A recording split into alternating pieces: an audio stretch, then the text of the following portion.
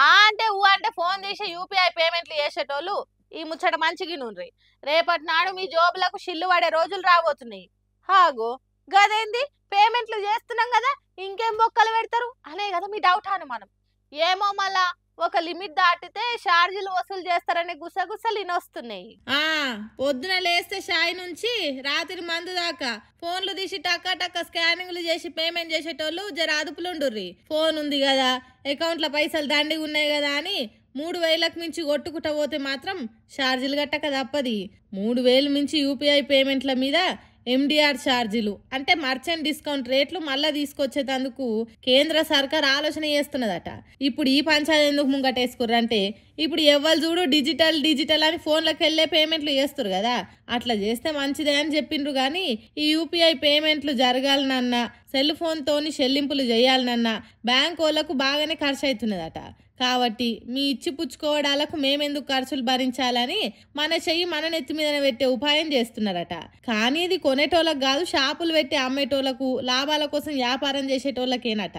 అంటే ఒకవేళ మీరు 4,000 సామాను కొంటే 3,000కి ఎక్కువ కడమ 1,000 రూపాయలకు కొంత ఛార్జీ వ్యాపారుల తాన నుంచి కట్ చేస్తారట. అమ్మయ్య సామాన్లు సరుకులు కొనేటోళ్ళ మీద కాదా నూపిరి పిలుచుకుంటున్నారా? కానీ దుక్నపోలు ఊకోరు కదా, యూపీఐ ఛార్జీలు కలిపి కొట్టమంటారు.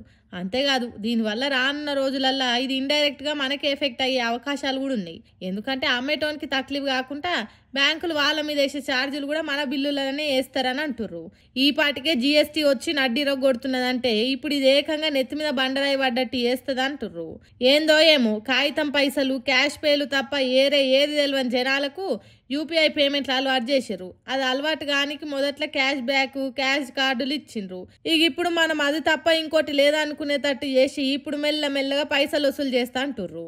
ఏందో ఏమో పొర్రి జనాలతో ఆడుకునుడు సర్కార్లకు అలవాటే కదా, సామాన్యులను బాగు చేసుడేమో గాని సావగొట్టుడు మాత్రం ఖాయం అన్నట్టు చేస్తుర్రు. రాబోయే రోజులల్లా ఇంకెన్ని అలవాటు చేస్తారో ఎంతెంత భారం వేస్తారో ఏం పాడు. అంతమంది ఎందుకురా బుజ్జి, అసలే పెట్రోల్ రేట్లు బాగా పెరిగిపోయాయి అని అతడు సినిమాలా తనిఖీల బరిని ఆశ్చర్యంగా చెప్పినట్టు వైఎస్ జగన్ పొదిలి పొగాకు బోర్డు కాడికి పోతే పొట్టు జనం వచ్చిండ్రు. తనిఖీల బరిని అక్కడ ఉండేది ఉంటే ఇంతమంది వచ్చారేంట్రా బుజ్జి అనుకునే తట్టున్నది జగన్ పొదిలి పొగాకు బోర్డును చేరుకున్న తీరు.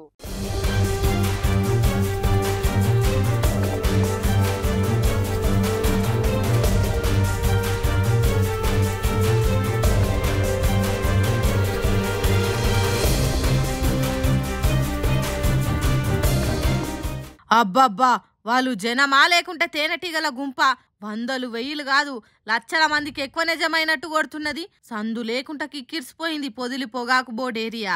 ఆ జనమేంది, జగన్ ఎంట చీమల దండు తీరుగా కదులుడేంది, డ్రోన్ కెమెరాల నుంచి చూస్తుంటే ఉయ్యాలు ఊగినట్టే ఊగుడేంది, సీఎం సీటు పోయి ఏడాదే అవుతున్నది, అంతెల్మే గింత క్రేజ్ పెరిగిందా జగన్ కు అని ముక్కు మీద ఏలేసుకొని చిత్రంగా చూసేటట్టు వచ్చిండ్రు జనాలు.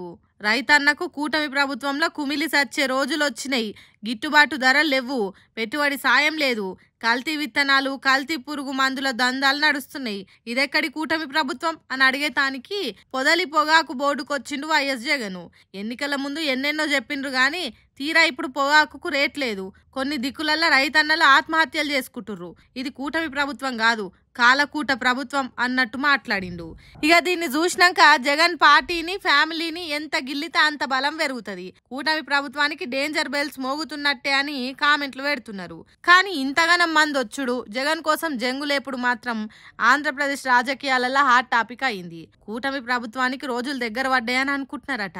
మరి ఇప్పుడే ఇట్లుంటే ఎన్నికల నాటికి జగన్ క్రేజ్ ఇంకెంత పెరుగుతుందో, మొన్నటి ఎన్నికల నాటి సీన్ రివర్స్ అవుతుందో చూడాలి.